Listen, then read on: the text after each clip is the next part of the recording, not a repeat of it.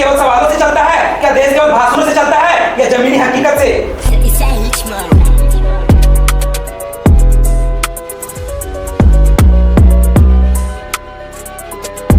लेकिन लोकतंत्र केवल चुनाव परिणाम नहीं है। लोकतंत्र का मतलब है सवाल पूछने की आजादी।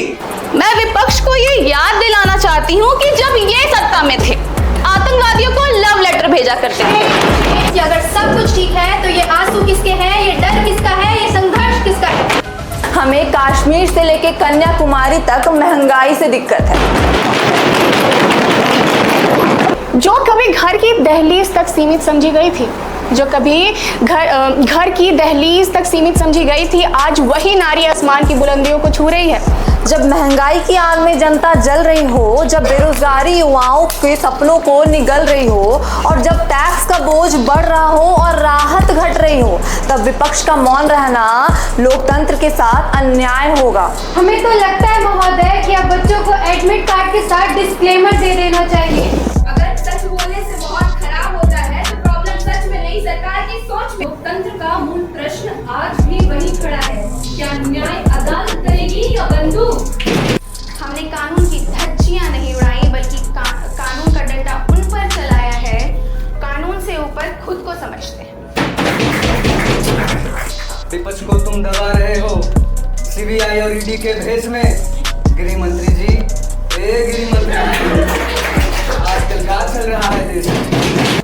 माननीय अध्यक्ष महोदय, ये चिल्लाते हैं कि हमारी सरकार ने सिर्फ बड़े कंपनियों को प्रमोट किया है।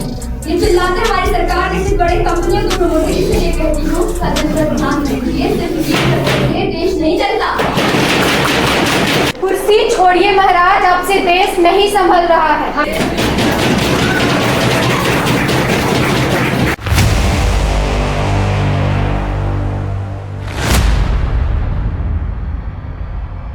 माननीय सदस्यगण, आज की विशेष बैठक विपक्ष द्वारा लाए गए अविश्वास प्रस्ताव नो कॉन्फिडेंस मोशन के संबंध में है, जिसमें कि पहले हमारे विपक्ष के सांसदों द्वारा कार्यालय में एक अविश्वास प्रस्ताव के सभी सवालों का जवाब टेबल्ड किया जाएगा। सवाल ये है कि क्या विपक्ष द्वारा लाए गए अविश्वास प्रस्ताव पर चर्चा की जाए। जो भी सदस्य इस पक्ष में हैं वे कृपया हाँ करें। हाँ। जो भी सदस्य इसके विपक्ष में हैं कृपया वे ना करें। ना।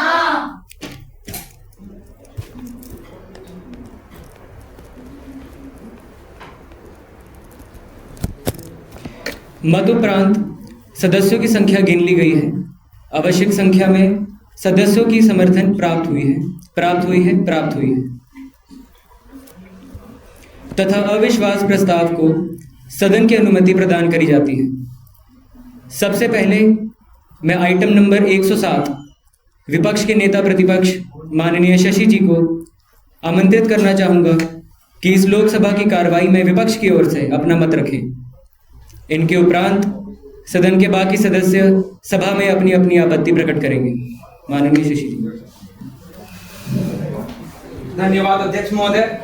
मैं लीडर ऑफ अपोजिशन इस सदन के माध्यम से सरकार के विरुद्ध अविश्वास प्रस्ताव पेश करता हूं। जब वादे हेडलाइंस बन जाए और हकीकत फुटनोट, जब जुमले ज्यादा और जवाब कम हो, जब युवा नौकरी के लिए भटके, किसान अपनी फसल का दाम मांगे और आम आदमी महंगाई के बोझ तले दबा रहे, तब अपोजिशन का फर्ज बनता है कि वो सरकार से सवाल करे।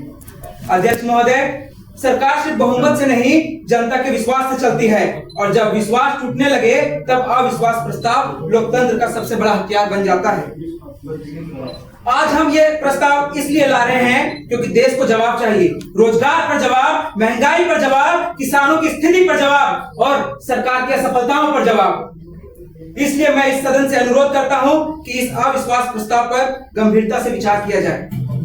मैं अपने बातों को एक सवाल से प्रस्तुत करना चाहूंगा। अध्यक्ष महोदय, क्या देश केवल सवालों से चलता है? क्या देश केवल भाषणों से चलता है या जमीनी हकीकत से? सत्ता पक्ष हर मंच पर विश्वगुरु, अमृतकाल और $5 ट्रिलियन इकोनॉमी की बात करते हैं, लेकिन देश का युवा पूछ रहा है, अगर सब कुछ इतना अच्छा है तो नौकरी कहाँ है? अगर सब कुछ इतना अच्छा चल रहा है, अगर सब कुछ विकास हो रहा है, तो लोग भूखे क्यों हैं? और अगर लोकतंत्र इतना मजबूत है तो प्रेस क्यों डर रहा है? सत्ता पक्ष उपलब्धियों की हेडलाइंस दिखाता है, लेकिन विपक्ष उन्हें असल आईना दिखाता है। जनाब कहते हैं कि देश ने कमाल कर दिया, जनाब कहते हैं देश ने कमाल कर दिया, हर समस्या को बस बेमिसाल कर दिया, रोज गिनाते हैं उपलब्धियों की नई किस्से, मगर जनता के सवालों को ही टाल दिया। अध्यक्ष महोदय, मेरा पहला प्रश्न बेरोजगारी की समस्या को लेकर के है। आज भारत दुनिया का सबसे बड़ा युवा आबादी वाला देश है, जहां इकोनॉमिक सर्वे की रिपोर्ट अनुसार अप्रोक्स 68% जनसंख्या वर्किंग एज में आते हैं। पर सवाल यह है कि हम इस वर्किंग एज के रोजगार दे पाए हैं? इंडिया रिपोर्ट 2024 के अनुसार प्रत्येक 3 में से 1 युवा जिनके पास ग्रेजुएशन की भी डिग्री है, वो भी आज बेरोजगार पड़े हैं। CUET, नीट जैसे प्रतिष्ठित एंट्रेंस एग्जाम के पेपर लीक हो रहे हैं, भर्तियां वर्षों तक खाली है, और जब हमारे युवा हक की बात करते हैं तो उन्हें कॉकरोच बुलाया जाता है। युवा कह रहे हैं कि एग्जाम हम देते हैं, वेट हम करते हैं, और जुमले सरकार देती है। डिग्रियां हाथों में है, सपने भी हजार हैं। डिग्रियां हाथों में है, सपने भी हजार हैं, लेकिन नौकरी की बाजार में आज भी लंबी कतार है। अध्यक्ष महोदय, मेरा दूसरा प्रश्न कॉर्पोरेट प्रॉफिट और उसका असर कॉमन पीपल पर लेकर के है। मैं सरकार से पूछना चाहता हूं कि जब कॉर्पोरेट्स को प्रॉफिट हो रहे हैं, तो आज भी हमारे देश की कंपनियां ग्लोबल मार्केट में क्यों नहीं कम्पीट कर पा रही, और इसका उल्टा असर हमारे कॉमन पीपल पर क्यों पड़ रहा है? बिजनेस लाइन की रिपोर्ट के अनुसार पेप्सिको की नेट प्रॉफिट 255.75 करोड़ है। कोका कोला का ईयरली रेवेन्यू 12,800 करोड़ है, पर फिर भी आज हमारे युवा को 12,800 रुपए प्रति माह की नौकरियां क्यों नहीं मुहैया करवाई जा पा रही है? मुझे कंपनियों की सफलता से प्रॉब्लम नहीं है, समस्या तब है जब कॉर्पोरेट प्रॉफिट आसमान तक चली जाती है, फिर भी हमारे फार्मर्स स्ट्रगल कर रहे हैं। कॉर्पोरेट रेवेन्यू तो बढ़ता है, बट यूथ एम्प्लॉयमेंट रेट वहीं का वहीं रह जाता है। सरकार ईज ऑफ डूइंग बिजनेस की बात करती थी, उस ईज ऑफ डूइंग बिजनेस का क्या हुआ? अध्यक्ष महोदय, सरकार तो केवल जीडीपी की बात करती है, बट ह्यूमन डेवलपमेंट इंडेक्स, जो देश का फ्यूचर डिसाइड कर सकता है, उस ह्यूमन डेवलपमेंट इंडेक्स को हमेशा इग्नोर कर देती है। आज यूएनडीपी के ह्यूमन डेवलपमेंट इंडेक्स के अनुसार भारत 193 देशों में 130वें स्थान पर है। मैं पूछता हूं कि अगर विकास इतना तेज है, तो ह्यूमन डेवलपमेंट इंडेक्स में हम लगातार पीछे क्यों जा रहे हैं? वर्तमान में तो इंडिया की जीडीपी भी स्लिप करके 6वें स्थान पर पहुंच गई। मान्यवर, सरकार भले ही अपने झूठे सफलताओं की हेडलाइंस बनवा दे, लेकिन जब तक हर एक इंसान नहीं बढ़ेगा, देश कभी नहीं आगे बढ़ सकता, देश कभी नहीं आगे बढ़ सकता। इसी पर मुझे एक शायरी याद आती है कि जनाब कहते हैं कि जीडीपी आसमान छू रही है, मगर जेल की कहानी कुछ और कह रही है। अगर तरक्की इतनी ही शानदार है, तो फिर बेचैनी हर तरफ क्यों दिख रही है? अध्यक्ष महोदय, आज भारत विश्व के सबसे बड़े लोकतांत्रिक देशों में से एक है, लेकिन लोकतंत्र केवल चुनाव का नाम नहीं है। लोकतंत्र का मतलब है सवाल पूछने की आजादी। आज हमारे देश में लोकतंत्र फ्रीडम इंडेक्स में, वर्ल्ड प्रेस फ्रीडम इंडेक्स में इंडिया का रैंक 191 स्थान पर पहुंच गया, बट हमारी सरकार फिर भी यहाँ चुप्पी बढ़ते हुए क्यों है? मैं सरकार से पूछना चाहता हूँ, अगर सब कुछ इतना अच्छा है, तो आपको सवाल पूछने वाले से डर किस बात का है? अध्यक्ष महोदय, सरकार भ्रष्टाचार मुक्त भारत की बात करती है, लेकिन वर्तमान में ट्रांसपेरेंसी इंटरनेशनल के करप्शन परसेप्शन इंडेक्स में भारत का स्थान 96 से गिरकर 108 में पहुंच गया है। मैं पूछता हूं, अगर भ्रष्टाचार समाप्त हो गया है, तो रैंकिंग लगातार क्यों गिर रहा है? आज तो इन्होंने ईडी और सीबीआई को पॉलिटिकल इंस्टीट्यूशन बना के रख दिया है। ये तो सत्ता के लिए इतने आतुर हैं कि विपक्षी नेताओं को लोकतंत्र का गला घोटकर बिना सबूत के ही चुनाव से पहले ही जेल में डाल देते हैं। मैं सरकार से पूछना चाहता हूं, क्या भ्रष्टाचार केवल विपक्षी राज्यों में होता है? क्या एजेंसियों को केवल विपक्षी दिखाई देता है? देश जवाब चाहता है, और आप इस पे चुप्पी नहीं बरत सकते। अध्यक्ष महोदय, आज मैं हमारी सरकार से सबसे दर्दनाक सवाल पूछना चाहता हूं। आज भारत दुनिया की सबसे तेजी से बढ़ती हुई अर्थव्यवस्था में शामिल है, लेकिन ग्लोबल हंगर परसेप्शन इंडेक्स में भारत, जिसे पहले सोने की चिड़िया कहा जाता था, उसका रैंक आज 123 देशों में से 102वें स्थान पर है। सरकार इस पद्धति पर सवाल पूछती है, लेकिन मैं पूछना चाहता हूं, क्यों बच्चों का कुपोषण दर विपक्ष ने बनाई है? क्या चाइल्ड स्टंटिंग और चाइल्ड वेस्टिंग के आंकड़े भी विपक्ष ने लिखे हैं? जब एक बच्चा भूखा सोता है, तो जीडीपी की तालियां बहुत छोटी लगती है। मान्यवर, सरकार महिला सशक्तिकरण की बात करती है, हम भी उसका स्वागत करते हैं, लेकिन क्यों गवर्नमेंट विमेन रिजर्वेशन बिल के साथ डिलिमिटेशन ले आती है? क्यों गवर्नमेंट वर्तमान सीटों पर आरक्षण नहीं देना चाहती? मैं सवाल करना चाहता हूँ, क्या महिलाएं समान अवसर प्राप्त कर पा रही है? क्या कार्यबल में उनकी समान भागीदारी पर्याप्त है? मुझे नहीं दिखता। आज महिलाएं देश की कुल आबादी का लगभग 50% है, बट फिर भी female labour force participation rate में उनकी भागीदारी जस्ट 24.6% है। क्या ये विमेन एम्पावरमेंट का प्रतीक है? महिला सम्मान केवल नारों से नहीं, संरचनात्मक बदलाव से आता है, और इनमें हमारी सरकार की सब की विफलता हमें साफ उजागर दिखाई देती है। नारों में तो नारी को आसमान तक पहुंचा दिया, कि नारों में नारी को आसमान तक पहुंचा दिया, और जब जमीन की बात आई तो विषय ही बदल दिया। अध्यक्ष महोदय, सरकार स्किल इंडिया की बात करती है। मैं पूछना चाहता हूं, अगर कौशल विकास इतना सफल है तो आज भी उद्योगों को स्किल्ड मैन पावर की कमी क्यों हो रही है? आज अगर मैं चाइना से कंपेयर करूं, जहां पे 38% स्किल वर्कर हैं, तो आज हमारे देश में मात्र 5% स्किल वर्कर क्यों है?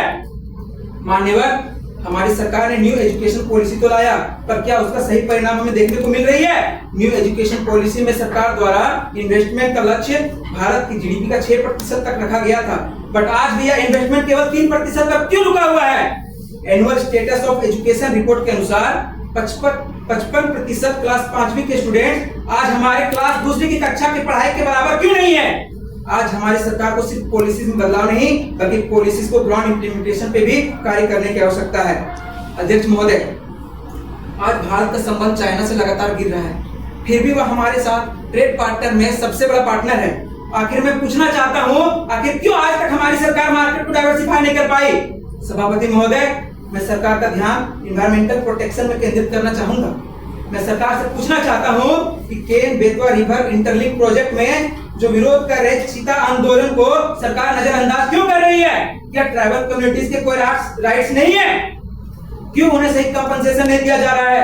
अरावली श्रेणी में लगातार खनन से इन्वायरमेंटल डिसबैलेंस हो रहा है, पर सरकार क्यों आज तक इन मुद्दों पर चुप्पी बरती हुई है? मैं आज जनता इन सभी मुद्दों पर जवाब चाहती है। मान्यवर, मैं सरकार से पूछना चाहता हूं कि डेमोक्रेसी इंडेक्स में भारत का रैंक गिरकर फ्लॉड डेमोक्रेसी में पहुंच गया, फिर भी सिविल लिबर्टीज के नाम पर और सिक्योरिटी के नाम पर हमें क्यों दबाया जा रहा है? लोकतंत्र इतना मजबूत है कि हर सवाल सह लेता है, बस अफसोस सवाल पूछने वाला ही कभी कभी नहीं सहा जाता इन लोगों से। मान्यवर, हमारी सरकार का ध्यान मैं इंटरनल सिक्योरिटी थ्रेट में केंद्रित करना चाहूंगा। माननीय गृह मंत्री जी, यदि इंटेलिजेंस सिस्टम इतना ही मजबूत है तो क्यों पहलगाम अटैक जैसी घटनाएं आज भी हमारे सामने आती है? क्या सभी एजेंसियों के बीच समन्वय पर्याप्त है? क्या सरकार सदन में सुरक्षा ऑडिट की स्थिति बता सकती है? सवाल ये नहीं है कि घटना के बाद कार्यवाही हुई या नहीं हुई, सवाल ये है कि घटना होने से पहले क्यों नहीं रोक पाए? मान्यवर, मैं सरकार से पूछना चाहता हूँ कि आज इमर्जिंग टेक्नोलॉजीज के थ्रेट से बचने का उपाय क्या सरकार के पास है? आज जामताड़ा जैसे प्रदेश साइबर हब हो गए, पर क्यों आज गवर्नमेंट इस चैन को नहीं तोड़ पाई है? आज हमारे युवाओं को कॉकरोच बोलकर संबोधित किया जाता है, पर क्या इसमें सिर्फ युवाओं की गलती है? क्या हमारी सरकार दोषी नहीं है जो रोजगार के वायदे तो दिए बट इम्प्लीमेंट कभी नहीं कर पाए? अध्यक्ष महोदय, हमारे माननीय गृह मंत्री जी ने कहा था कि 31 मार्च 2026 से पहले हमारा देश नक्सल मुक्त हो जाएगा, फिर आज क्यों झारखंड के सरंडर के जंगलों में मिसिर बेसरा के नाम पर 1 करोड़ का इनाम है? गृह मंत्री जी, आपके भाषणों में नक्सलवाद आखिरी सांस से गिन रहा है। गृह मंत्री जी, आपके भाषणों में नक्सलवाद आखिरी सांस से गिन रहा है, मगर जमीन पर वो हर साल नए तरीके से हाजिर हो रहा है। आपकी उपलब्धियों की लिस्ट तो बहुत लंबी है, बस उसमें नक्सलवाद का फुल स्टॉप अभी तक नहीं लग पाया है। मिलेगा जवाब, जल्दी मिलेगा। माननीय अध्यक्ष महोदय, सरकार कहती है हमने इतिहास रच दिया, मैं कहता हूँ इतिहास भाषणों से नहीं परिणामों से लिखा जाता है। सरकार कहती है विश्व गुरु बनेंगे, मैं पूछता हूँ क्या भूखा छात्र, बेरोजगार युवा, संघर्षरत किसान और परेशान मध्यम वर्ग विश्व गुरु बनाएगा या केवल विज्ञापन? माननीय अध्यक्ष महोदय, आज विपक्ष सरकार से सिर्फ एक सवाल पूछ रहा है, देश को नैरेटिव से चलाना है या नंबर से। जब सरकार हेडलाइन गिनती है तब अपोजिशन फुटनोट पढ़ता है, जब सरकार स्लोगन सुनाती है तब अपोजिशन स्टैटिस्टिक दिखाता है, और जब स्टैटिस्टिक सवाल पूछने लगे तो समझ लीजिए कि देश जवाब मांग रहा है। हमारी वर्तमान सरकार इन सभी मुद्दों पर विफल हुई है, इसलिए मैं इस नो कॉन्फिडेंस मोशन का समर्थन करता हूं। धन्यवाद। जय हिंद।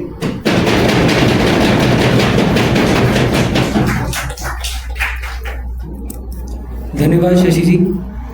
अब मैं विपक्ष की ओर से आइटम नंबर 108 माननीय नंदिनी जी को अपना पक्ष रखने के लिए आमंत्रित करता हूँ। कुछ शहरों पर विकास का बरसात है, कुछ गांव अब भी उम्मीद के सहारे हैं, कुछ चीखें सत्ता तक पहुंच जाती हैं, कुछ दर्द आज भी दरवाजे पर खड़े हैं। कहते हैं भारत एक है, सबका समान अधिकार है, फिर ये कैसा इंसाफ, कैसा व्यवहार है। कुछ राज्यों पर सरकार की नजर हट पर रहती है और कुछ आज भी इंतजार में खड़े माननीय अध्यक्ष महोदय, मैं आज सिर्फ एक राज्य की बात नहीं कर रही, मैं उस सोच की बात कर रही हूँ जो देश को टुकड़ों में तोड़ रही है। कुछ राज्यों में अगर एक गड्ढा भी हो जाए तो ये सरकार इमरजेंसी मीटिंग बुला लेती है और वहीं कुछ समाज चलते रहे, लेकिन ये सरकार तो बस प्लीज में रह जाती है। मैं मणिपुर की बात करना चाहती हूँ। जब मणिपुर महीनों तक हिंसा की आग में जल रहा था तो पूरा देश ये सवाल कर रहा था कि सरकार क्या कर रही है। जब घर जल रहे थे तो बयान दिए जा रहे थे, जब लोग डर में जी रहे थे तो भाषण दिए जा रहे थे, जब पूरा राज्य मदद की गुहार लगा रहा था तो आपकी सरकार कहाँ से हुई थी। आज मणिपुर इनइक्वालिटी और इकोनॉमिक क्राइसिस से जूझ रहा है और सबसे दर्दनाक मुद्दा वहाँ की महिलाओं की सुरक्षा के साथ है। कहते हैं नारी शक्ति हमारी पहचान है, कहते हैं नारी शक्ति हमारी पहचान है, फिर क्यों आपकी सुरक्षा आज अनजान है। बेटी की चीखें सत्ता तक पहुंच नहीं रही है और सरकार कहती है स्थिति ठीक चल रही है। सदस्यगण से मैं कहना चाहता हूं कि कृपया एक समय पर एक वक्ता बोलेगा। आप आगे बढ़िए। अध्यक्ष महोदय, अब मैं बात करना चाहती हूँ इंफ्रास्ट्रक्चर मॉडल की।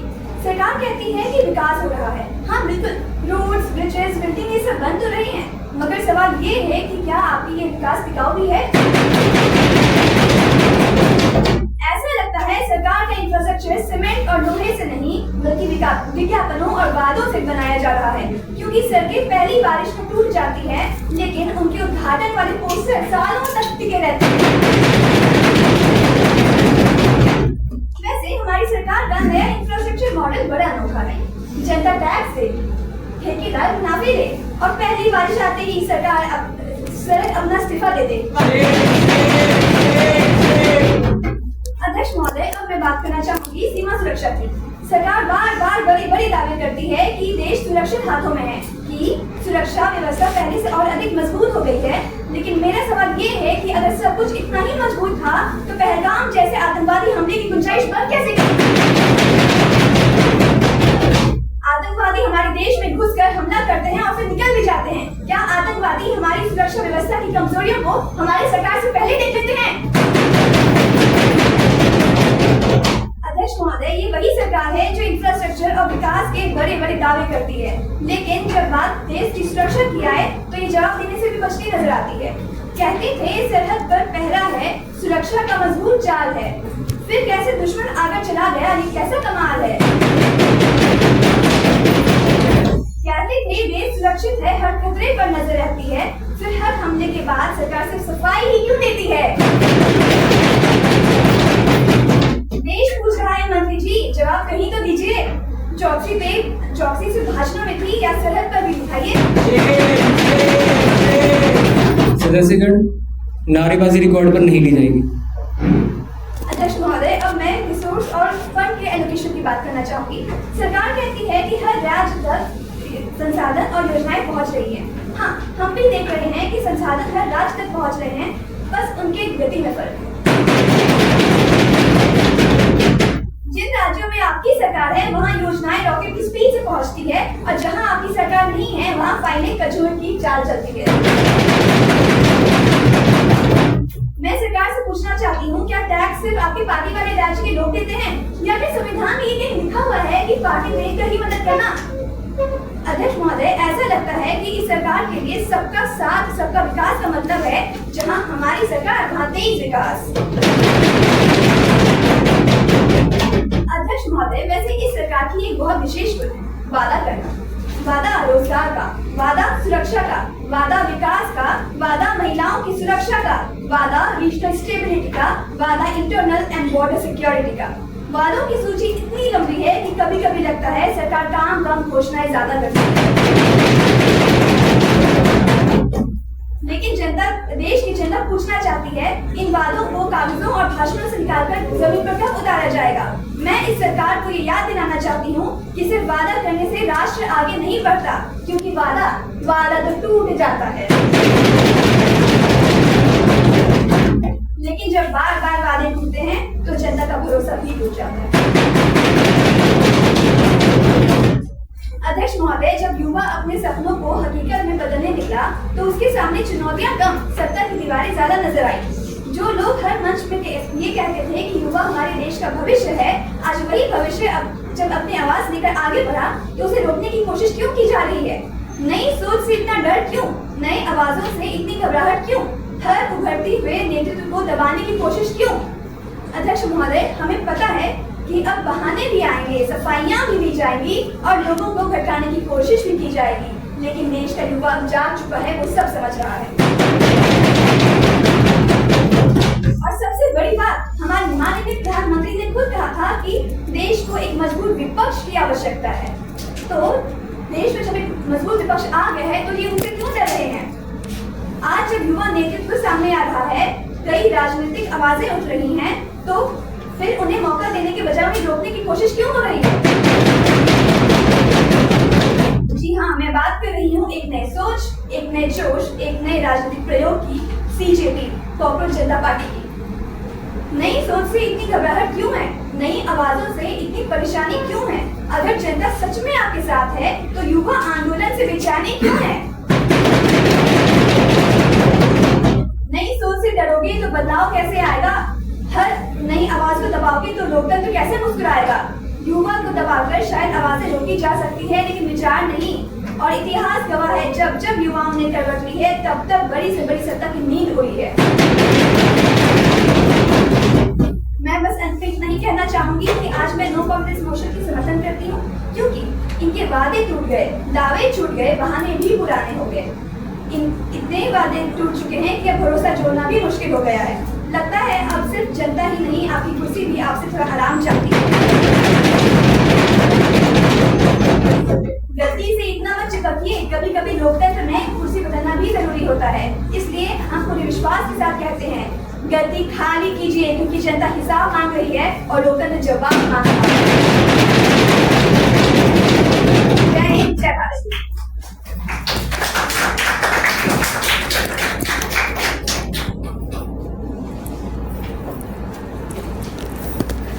आइटम नंबर 109, गृह मंत्री माननीय अंबिका जी सवाल का जवाब दें।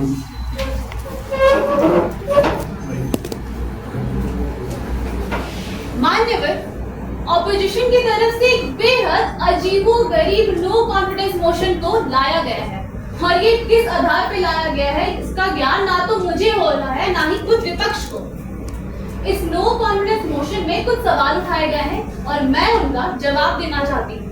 अब मैं शुरुआत करना चाहती हूँ नेशनल सिक्योरिटी से। अभी हाल ही में बंगाल चुनाव खत्म हुआ है और वहां पर हमारी सरकार बनी। पिछले 15 सालों से हम राज्य सरकार को ये लिखते लिखते थक गए कि बीएसएफ को दी गई लैंड के दायरे को बढ़ाया जाए। उस समय राज्य सरकार के कानों पर जू तक नहीं रहेगी, पर जब हमारी सरकार बनी तो सिर्फ 24 घंटे होते ही ये फैसला हो गया। घुसपैठियों को चुन चुन कर इस देश से बाहर निकाला जा रहा है। लेकिन विपक्ष कहाँ चाहते हैं कि घुसपैठियों को इस देश से बाहर निकाला जाए, क्योंकि यही तो इनके वोट बैंक का जरिया था। चुनाव आयोग ने एसआईआर के प्रोसेस के थ्रू पहले इनका नाम इलेक्टोरल रोल से कटवा दिया और अब उनको चुन चुन कर इस देश से बाहर निकाला जा रहा है। पता नहीं विपक्ष अब अपने पापों को कहां जाकर धोएगा। इन घुसपैठियों ने black money circulation, terrorism laundry जैसे अपराध किए। और इनको न्यूट्रिशन किसने दिया था? हमारे विपक्ष ने। और ये हमसे आज राष्ट्र सुरक्षा पर प्रश्न पूछ रहे हैं। तो वो कहावत तो सुनी होगी आपने कि उल्टा चोर कोतवाल को डांटे। अब जरा हम बात करते हैं महिला आरक्षण बिल की। मान्यवर, हमारी सरकार ने महिलाओं से ये वादा किया था कि नारी शक्ति को उनका उचित स्थान दिलवाएंगे। इसीलिए इस देश की आधी जनता को इस सदन में 33% का रिप्रेजेंटेशन दिलवाएंगे। और ये बेहद हमने अच्छी नीयत से कहा था। लेकिन विपक्ष को कहां देश की नारियों के सम्मान की चिंता है? उन्हें तो बस अपनी राजनीतिक रोटियां ही सेकनी आती है। और आज इस सदन के माध्यम से मैं इस देश की नारियों से कुछ कहना चाहती हूँ कि गुड़िया जैसे शौक तुम्हारे गुड़िया सी बन जाती हो, वीर कलुस्ता होकर भी पल पल नीर बहाती हो। शक्ति स्वरूप हो तुम, जगदम्बा की अवतारी हो। क्या दुर्योधन क्या दुशासन, तुम स्वयं काल पर भारी हो। मत रोको तुम अभिलाषा को, है श्रृंगारों पर रोक नहीं। तुम कलिका हो इस उपवन की, सो कोमलता पर टोक नहीं। मगर बजरना क्यों करती हो ढालों से तलवारों से, एक बार बस लगन लगा लो रक्त बहाती धारों से। चूड़ी चोली चुनरी बिन श्रृंगार पूर्ण नहीं होता, मगर बताओ तलवार बिना क्या रूप अपूर्ण नहीं होता। रूप हर रक्त बीज को रक्तचंडी का रक्तम रूप दिखाएंगे। सुनो द्रौपदी शस्त्र उठा लो, कृष्ण कहां तक आएंगे। द्रौपदी रूपी महिलाओं ने ये साबित कर दिया। पोलिंग बूथ पर जा जाकर इस विपक्ष के धौल चरित्र को पहचाना और इनको पटकी दे दी। यही होता है जब महिला आरक्षण बिल का विरोध किया जाता है। मान्यवर, विपक्षी सदस्य एक बात को बड़ा हाईलाइट कर रहे हैं। वो कौन सी किलर पार्टी थी? कॉकरोच। हाँ, कॉकरोच पार्टी। उसका खुद का मुखिया अमेरिका में बैठा है। और जब हमने जांच पड़ताल करवाई तब हमें पता चला कि पुणे में उसके अगेंस्ट FIR दर्ज है। ये एक इतना सेंसिटिव मैटर है कि इसमें विदेशी ताकतें भी इन्वॉल्व हो सकती हैं। नेपाल, बांग्लादेश और यहाँ तक कि पाकिस्तान की सरकार को उन्होंने जड़ से उखाड़ फेंका। बेचारा पाकिस्तानी प्रधानमंत्री, उसका क्या गुनाह था? बस इतना ही ना कि उसने कह दिया था कि एब्सोल्युटली नॉट। बेचारी की सरकार भी गई और वो आज तक जेल में है। पर इनकी दाल भारत में गलने नहीं वाली। अरे 140 करोड़ लोगों का आशीर्वाद है सरकार के साथ। इंटरनल सिक्योरिटी को मद्देनजर रखते हुए जब हमने जांच पड़ताल करवाई तो हमें पता चला कि जो लोग इनको सपोर्ट कर रहे हैं, यानी कि इनके इंस्टाग्राम के फॉलोअर, वो या तो पाकिस्तानी है या तो ईरानी। तो मान्यवर, मैं विपक्ष से सवाल पूछना चाहती हूँ कि वो कब से भारत के बेरोजगार हो गए? अरे भारत के बेरोजगार है तो भारत में होंगे, पाकिस्तान या ईरान में नहीं। ऐसे विदेशी भारत के ऊपर साजिशें करते हैं और भारत के गौरव को अपमानित करने की साजिशें करते हैं। तो मैं उनको बता दूं कि ये एक नया भारत है, यहाँ 0 टॉलरेंस की पॉलिसी है। अगर कोई ऐसी करने की कोशिश करता है तो उन्हें घर से घुस कर बाहर निकालते हैं। चाइना और अरुणाचल में आ गया, आपने क्या किया? अपने सीट से टिप्पणी ना दीजिए, आपको आपका समय दिया गया था। मान्यवर, मुझे ये घोषित करते हुए अत्यंत हार्श हो रहा है कि भारत अब नक्सलवाद से पूरी तरीके से आजाद है। में जो नासूर भारत को खाता रहा वो सन 2026 में मिट गया। छत्तीसगढ़ के बस्तर जिला जो नक्सलवाद की आखिरी निशानी थी वो भी मिट गई और वहां पर उदय हुआ एक नए सूरज का। पर मान्यवर, मैं सदन के माध्यम से इस देश का ध्यान आकर्षित करना चाहती हूँ कि 1970 से 2026 के बीच में इसका इलाज हो क्यों नहीं पाया? तब भारत के 12 राज्य नक्सलवाद से पीड़ित थे। नेपाल के पशुपति से लेकर आंध्रा के तिरुपति तक एक रेड कॉरिडोर बन गया। उग्रवाद, वामपंथी उग्रवाद यानी कि लेफ्ट विंग टेररिज्म का आतंक फैल रहा था। तब की सरकार उन्हें जड़ से उखाड़ फेंक क्यों नहीं पा रही थी? मैं बता देती हूँ, उग्रवादी के साथ इनकी फिक्सिंग थी जी। और नैरेटिव ये फैलाया गया कि उनके साथ अन्याय हो रहा है और विकास का बेनिफिट उन्हें मिल नहीं रहा। ऐसा होने पर भारत का संविधान है कि नहीं कि क्या कोई ऐसे ही हथियार उठा ले? खैर छोड़िए, इन्होंने तो वीरप्पन जैसे तस्कर के साथ हद जोड़ कर लिया था। गौर से सुनिए अनुशासन नाकाम, प्रशासन कायर, गलियों कूचों में दो सिंहासन लटक रहे थे वीरप्पन की मूंछों में। मतलब तमिलनाडु और कर्नाटक की सरकार उस समय लाचार थी और तब उन्होंने नेक्सस किया नक्सलवादी के साथ। और जब हमारी सरकार आई और उन्होंने दृढ़ संकल्प किया कि हम उन्हें जड़ से उखाड़ फेंकेंगे, तब यही हंसते थे और कहते थे ऐसा हो नहीं सकता। आज हमने इन्हें मुंह तोड़ जवाब भी दे दिया और उन्हें जड़ से उखाड़ भी फेंक दिया। ये उपलब्धि है सरकार की। जिन छोटे छोटे बच्चों के हाथों में हथियारें हुआ करती थी, आज उनके हाथों में किताबें हैं। नक्सलवादी क्षेत्र में फ्री राशन, फ्री रसोई गैस बन रहा। विपक्ष हम पर नो कॉन्फिडेंस दर्शा रहे हैं। नक्सलवादी तक को इस सरकार पर विश्वास है, पर इनको नहीं। हमारे विपक्षी सदस्य नंदिनी जी ने मणिपुर का मुद्दा उठाया और मैं इनसे बिल्कुल सहमत हूँ कि मणिपुर में अशांति है और जो घटनाएं मणिपुर में हो रही है वो उस पर कोई भी इंसान दुखी होगा। इसीलिए इस मणिपुर के मुद्दे पर मैं सदन में विस्तार पूर्वक ये बताना चाहती हूँ कि माननीय मणिपुर में नस्लीय हिंसा का एक बहुत पुराना इतिहास रह चुका है। 1993 में जब नरसिम्हा राव जी की सरकार थी, तब 400 से ज्यादा लोग मारे गए, हजारों लोग बेघर हो गए। यही ऐसा कुछ हाल गुजराल साहब जी के भी समय पर हुआ था। 2005 में जब मनमोहन सिंह जी की सरकार थी, तब 1700 लोग मान्यवर 1700 लोग मारे गए। विपक्ष में सवाल पूछती हूँ, क्या तब कोई भी प्रधानमंत्री या गृह मंत्री मणिपुर गया भी था? जवाब है नहीं। मैं स्वयं 3 दिनों तक मणिपुर में बिता कर आई हूँ और 23 दिनों से गृह राज्य मंत्री वहाँ पर डेरा डाले हैं और वहाँ के प्रमुख लोगों से लगातार बातचीत कर रहे हैं और विपक्ष हम पर आरोप लगाता है कि हम कुछ कर नहीं रहे। खैर, मणिपुर की घटनाएं होने के अगले ही दिन मैंने अध्यक्ष जी के सामने ये मांग की थी कि इस पर 3.5 घंटा का विशेष चर्चा किया जाए, पर विपक्ष तैयार नहीं था। मैंने तो यहाँ तक कह दिया कि हम रात भर इस चर्चे पर बैठकर बात करने के लिए तैयार हैं, पर विपक्ष को राजनीति करनी और ये भी इनसे नहीं होती। पड़ोसी देश म्यांमार में जब मिलिट्री शासन आया तो उन्होंने कुकी पर अत्याचार करना शुरू कर दिया और वही कुकी भागकर म्यांमार मणिपुर आ गए।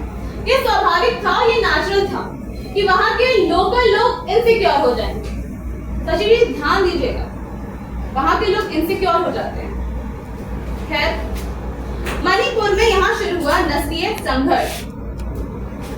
हमने मणिपुर में म्यांमार के साथ जुड़ी सीमाओं पर फेंसिंग का काम तक शुरू कर दिया है। 10 किलोमीटर तक का काम खत्म हो चुका है और आने वाले समय में 60 किलोमीटर का काम तक खत्म हो जाएगा। सिक्योरिटी के मुद्दे पर थोड़ा व्यवहार दिखाइए, ये राजनीति का विषय नहीं।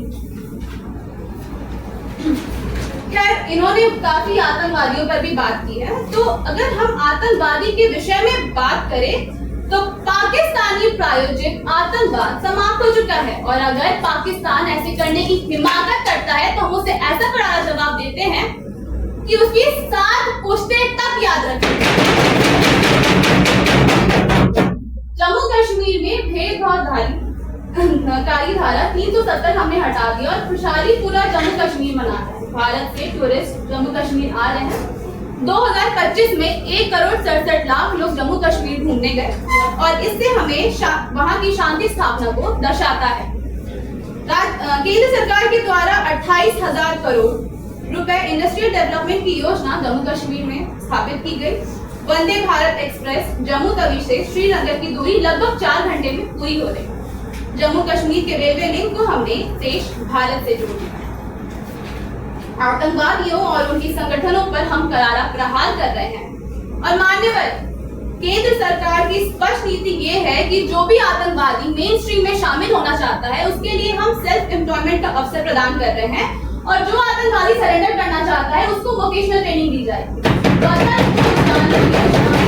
से उनका रिहैबिलिटेशन किया जाएगा।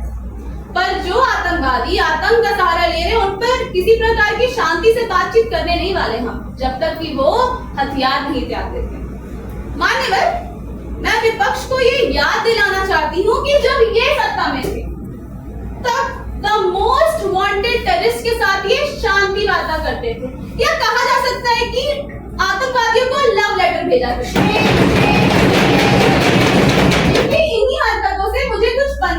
आ गई। जो घाटी में खड़े हुए थे हथियारों की टोली में, खूनी छींटे छिड़क रहे थे आंगन द्वार रंगोली में। जो पैरों से रौंद रहे थे भारत की तस्वीरों को, गाली देते थे गालिब तुलसी मीर कबीरों। उनके पैरों बेड़ी जकड़ी जाना शेष अभी भी थी, उनके फन पर एड़ी रगड़ी जाना शेष अभी भी थी। ऐसे नागुनों के फन को कुचलने का काम हमारी सरकार ने किया। कोशिश करते थे। मान्यवर, यूनियन टेरिटरी लद्दाख के लिए भी हमारी सरकार ने स्पेशल स्कीम को तैयार किया है। लद्दाख में नए डिस्ट्रिक्ट को फॉर्म किया गया और न्यू इंडिया लिटरेसी प्रोग्राम के थ्रू लद्दाख की लिटरेसी रेट 97% हो गई है और फंक्शनल लिटरेसी रेट 100% हो गई है। लद्दाख में infrastructure development, energy, connectivity upgrade के लिए मैसिव प्रोजेक्ट को लाया गया। भारत का वो क्षेत्र जो इतने सालों से इग्नोर था, आज भारत के मुख्य धारा में शामिल होता है। के बाद अगर विपक्ष को ये दिख नहीं रहा तो इसमें हमारा क्या दोष? ये तो वही बात हो गई ना कि जिंदगी भर गालिब यही गुनाह करते रहे, कि जिंदगी भर गालिब यही गुनाह करते रहे। धूल चेहरे पे थी और आईना साफ करते रहे। मान्यवर, राम मंदिर निर्माण के मुद्दे के बिना तो मेरी स्पीच ही अधूरी रह जाएगी। आजादी के बाद भी अयोध्या में भव्य राम मंदिर बने, इसका मुद्दा न्यायपालिका में चल रहा था। मुझे आश्चर्य होता है कि 75 सालों से हमें संघर्ष करना पड़ा। और उससे भी आश्चर्य बात तो ये है कि विपक्ष की सरकारों ने इस मुद्दे को अदालत में लटका के रखा, पर जब हमारी सरकार आई तो अयोध्या में एक भव्य राम मंदिर का तुलना करते थे बाबर और राम की जो तुलना करते थे बाबर और राम की, उनकी बुद्धि होगी किसी गुलाम। मैं अपनी भाषण की समाप्ति उन शब्दों से करना चाहती हूँ जो वंदे मातरम गीत के शब्द थे और वोट बैंक की राजनीति के चक्कर में विपक्ष ने उस शब्दों को हटा दिया। मातृभूमि स्वतंत्रता की वेदिका पर मूद में स्वार्थ का बलिदान है, ये शब्द है वंदे मातरम। है सजीवन मंत्र भी, विश्व का मंत्र भी, शक्ति का आह्वान है, ये शब्द है वंदे मातरम। जय हिंद, वंदे मातरम। भारत में यदि रहना होगा तो वंदे मातरम कहना होगा।